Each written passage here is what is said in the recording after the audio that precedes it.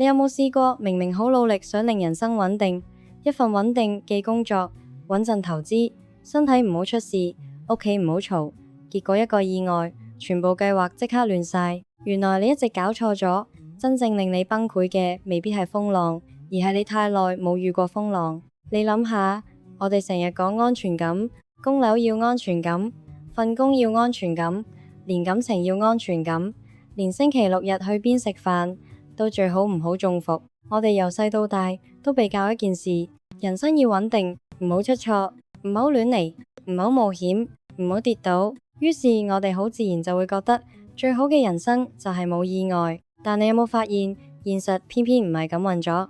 問題唔係佢哋弱，問題係佢哋太習慣一個冇風浪嘅環境，就好似一個人長期坐喺冷氣房，行2層樓梯都覺得辛苦。又或者一間公司10年都靠同一個大客，一日個客走咗，成盤生意由賺變蝕。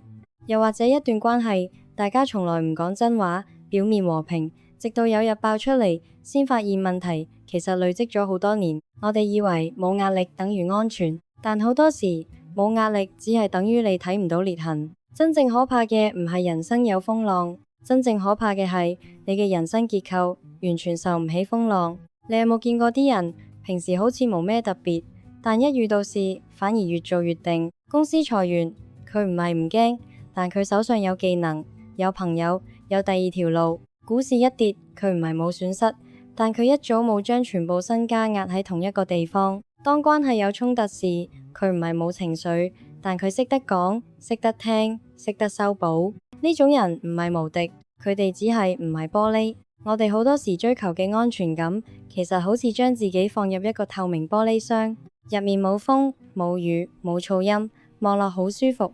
但問題係，玻璃箱外面個世界唔會因為你想穩定就變得穩定。經濟會變，科技會變，人心都會變，身體會老，計劃會失效。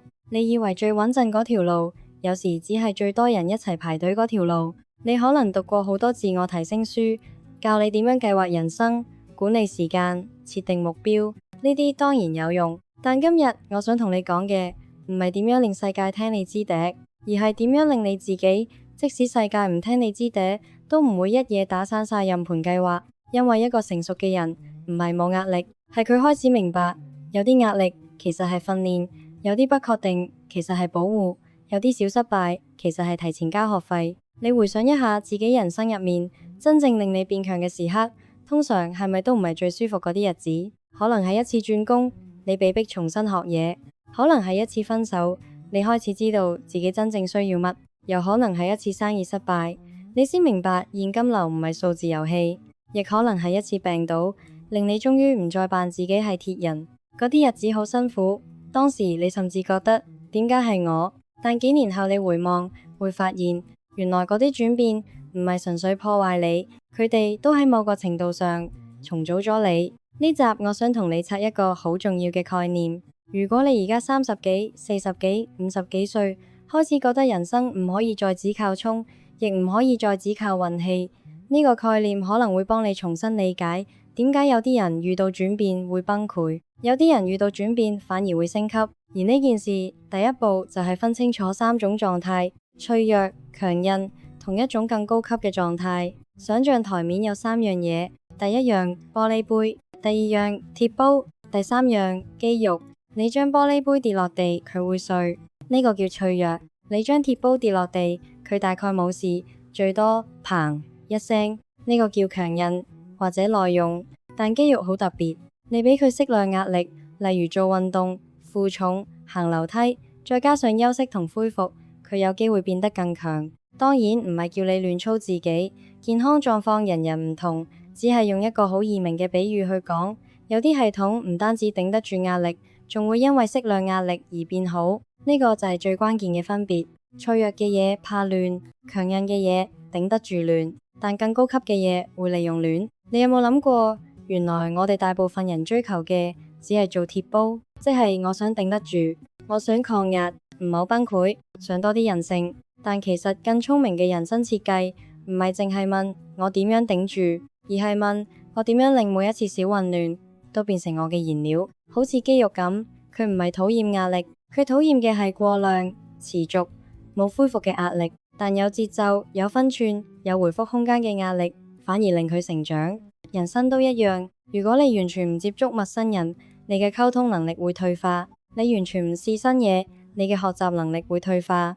當你完全唔處理衝突，你嘅關係能力會退化。如果你永遠唔面對金錢風險，你可能會喺真正大風險嚟嘅時候完全冇經驗。所以問題唔係有冇壓力，問題係你受緊嘅壓力係咪會令你升級。打個好嘅例子，有個人返工10年，份工好穩定，準時出糧，工作內容熟到合埋眼都識做，聽落好幸福。但10年入面，佢冇學新工具，冇建立人脈，冇更新履歷，冇練習面試。某一日，公司突然重組，佢唔係冇能力，佢只係太耐冇被市場測試。另一個人可能都返同一份工，但佢每半年都會睇一次招聘市場，每個月同一個行內朋友飲咖啡，每年學一樣新技能，有時試下接一個小 freelance 或者寫低自己做過嘅項目。佢唔係日日想走，佢只係唔想自己變成一件只適合留喺原位嘅工具。第一個人追求穩定，第二個人都想穩定，但佢明白真正穩定唔係冇變化，而係你喺變化入面仲有選擇。呢度就出現一個反常識嘅位，有時細小而可控嘅壓力會保護你免受巨大而不可控嘅災難，好似消防演習，冇人鍾意演習，麻煩，浪費時間。但正因為平時有少少混亂，真正出事嗰陣，大家先唔會完全失控。好似餐廳試新菜，如果每次只試一兩道，錯咗都係小成本。但如果老闆一口氣將成個餐牌換晒，唔啱客人胃口，就可能大鑊。好似投資，如果你將所有錢、所有希望、所有未來都壓喺一個選擇上，你就好脆弱，因為只要嗰個選擇出錯，你就冇退路。所以我哋要開始學一種新嘅思維，唔係避開所有風險，而係避開會令你一次過死晒嘅風險，然後主動接觸細小、可承受、會令你學到嘢嘅風險。好多人成日問我點樣先可以預測未來，其實呢個問題本身可能已經錯咗。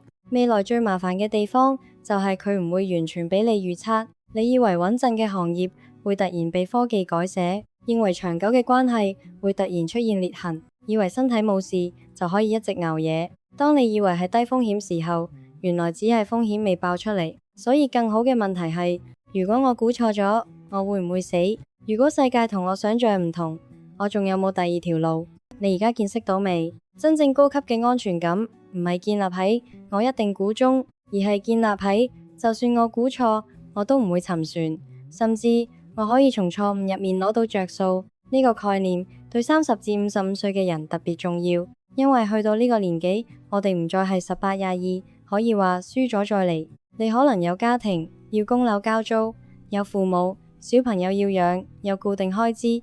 你唔可以再隨便 all in， 但你亦唔可以因為怕輸就將自己困喺一個越嚟越窄嘅世界。真正成熟嘅做法係將風險拆細，將試錯成平降低，令學習變頻密，將自己訓練成一個遇到變化都識面對嘅人。換句話講，唔好做玻璃杯，做鐵煲都未夠，你要學做肌肉。講到呢度，先揭開今日呢本書。呢個概念來自納西姆塔勒布嘅反脆弱 Anti-Fragile。反脆弱唔係普通嘅堅強，堅強係你打我，我冇事；反脆弱係你打我，我反而學到嘢，變得更難被打低。作者最出名嘅地方就係佢好唔信一件事，人類可以靠模型、靠專家、靠計劃準確預測複雜世界。佢唔係話專業冇用，而係話世界入面有太多突發事，太多連鎖反應，好多你估唔到嘅黑天鵝。如果你嘅人生設計必須靠一切如你所料先可以成功，咁你其實好危險。你諗下，有啲人嘅財務要建立喺利率永遠唔升，有啲公司嘅營運要建立喺供應鏈永遠冇問題，有啲人嘅職涯要建立喺公司永遠需要佢。但現實係任何一個永遠都可能係幻覺。所以反脆弱真正想講嘅唔係叫你變成一個冷血嘅賭徒，相反佢係叫你謙卑，承認自己唔可能完全知道未來，承認世界比你想象中更複雜。面對好多風險，唔係你坐喺書房就搞得掂，然後設計一個就算你唔知道未來都能夠生存，甚至變好嘅人生。呢度有幾個今日就可以做嘅方法。第一個方法，每日安排一個小風浪，唔係叫你搵大鑊嘢搞自己，係每日刻意做一件少少唔舒服但安全、低成本、可恢復嘅事。例如今日返工唔搭最近嗰個出口，行多10分鐘。開會嗰陣講一次你真係有價值嘅意見。主動約一個好耐冇聯絡但你尊重嘅人食飯。將手機放遠30分鐘，專心做一件難少少嘅事。面對一個你一直拖延嘅對話，用溫和但清楚嘅方式講出嚟。重點唔係折磨自己，係提醒自己我可以承受少少不舒服，而唔需要即刻逃走。好多現代人嘅脆弱，大多數都係嚟自即時享受。一悶就碌手機，一焦慮就買嘢，一尷尬就避開，一辛苦就話自己唔適合。結果我哋嘅耐受力越嚟越低，少少不舒服都頂唔住，大風浪嚟嘅時候當然會崩潰。第二個方法，用槓鈴策略安排人生。槓鈴你見過啦，中間一條桿，兩邊好重。作者好鍾意用呢個概念，一邊極保守，一邊小注冒險，中間唔好模糊。即係咩意思？唔好將自己全部放喺看似穩陣但其實好危險嘅中間地帶。例如你以為一份工好穩定，所以完全唔需要學其他嘢。你以為某個投資回報穩定，所以借錢去加碼。你以為呢個客好可靠，所以成間公司大部分生意都係靠佢。槓鈴策略係一邊你要有好穩嘅底盤，例如緊急備用金、低固定開支、健康作息、基本技能、可信任嘅人際關係。另一邊你留一小部分資源去試錯，例如用少少時間學 AI 工具，用少少錢去建立一個副業，用星期六半日去做一個作品，用1個月試一種新銷售方式，用一封 email 接觸一個新機會。咁就算衰咗，損失都係有限，但如果成功咗，你就多一個選擇。你唔需要一夜之間改變人生，你只係需要令自己每個月多一個可能性。第三個方法，建立選擇權，而唔係淨係追求安全感。選擇權係咩？簡單講就係當世界改變，你有得揀。一個只識做一件事嘅人，一個只識同一類人相處嘅人，一個只靠一個收入來源嘅人。呢啲人既選擇權都係好少，但選擇權唔一定需要好多成本。你今日就可以開始整理一下你嘅履歷，寫低過去3年你完成過咩項目，每星期學一個同你工作相關嘅新工具，每月認識一個唔同圈子嘅人，將你識嘅嘢變成一篇短文、一條片、一個作品集。好多機會唔係突然跌落嚟，係你平時累積。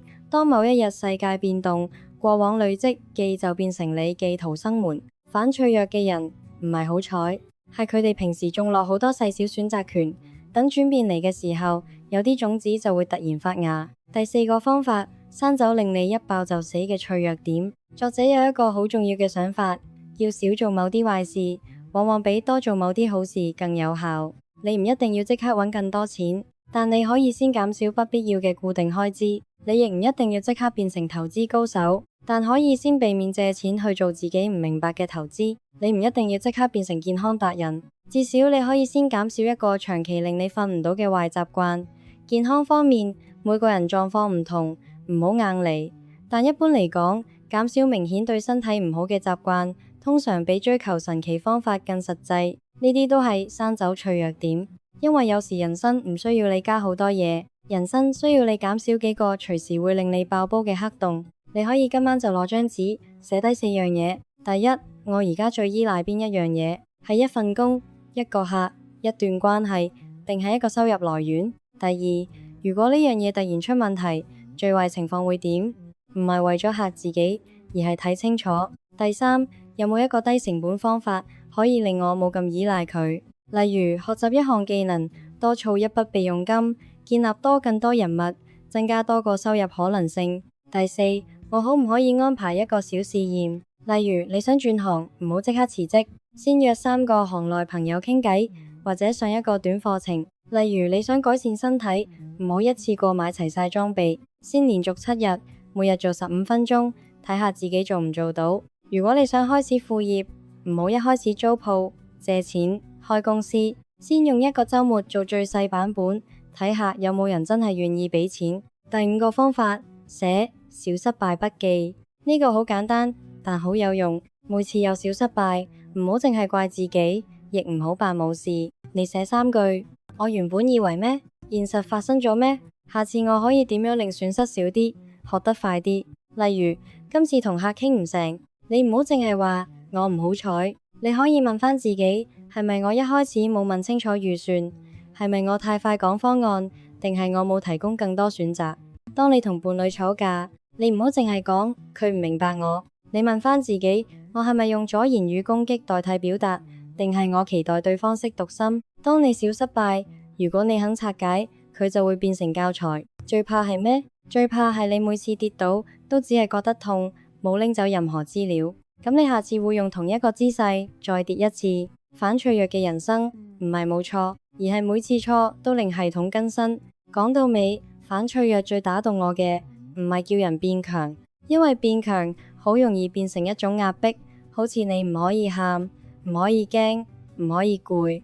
但真正嘅反脆弱唔係叫你扮冇事。我哋平時生活嘅地方，好多人都活得好繃緊。朝早趕搭車，返工開會，收工覆信息，夜晚睇手機，心入面成日有種講唔出嘅壓力。但可能我哋真正需要嘅唔係一個永遠冇事嘅人生，而係一個就算有事都唔會即刻沉船，甚至可以喺裂縫入面長出新嘢嘅人生。你想象下，一個打風後嘅早上，街邊有樹枝跌咗，地下仲濕，天色仲係陰沉，但有啲樹因為根生得夠深，冇冧到；有啲植物因為被風雨洗過，反而更綠。城市慢慢醒返，巴士重新開動，茶餐廳有人拉起鐵閘，嘆住第一杯熱奶茶。人生好多時都係咁，風雨唔會問你準備好未，但你可以一日一日將自己嘅根扎深少少，減少一個脆弱點，增加一個選擇，承受一個小風浪。記得一次小失敗，然後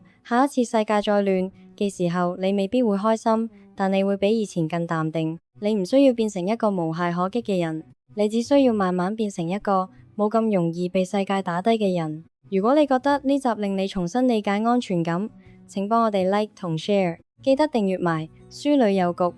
之後我哋會繼續用廣東話拆解更多真正可以帶返生活用嘅好書。如果你想支持我哋長期製作更多高質廣東話讀書內容，可以考慮加入頻道會員。你嘅支持會幫我哋繼續花更多時間揀書、寫稿、剪片，將更多值得被聽見嘅內容用廣東話做好。可以留言話我知，你而家最想刪走嘅一個脆弱點係咩？我哋下集再見。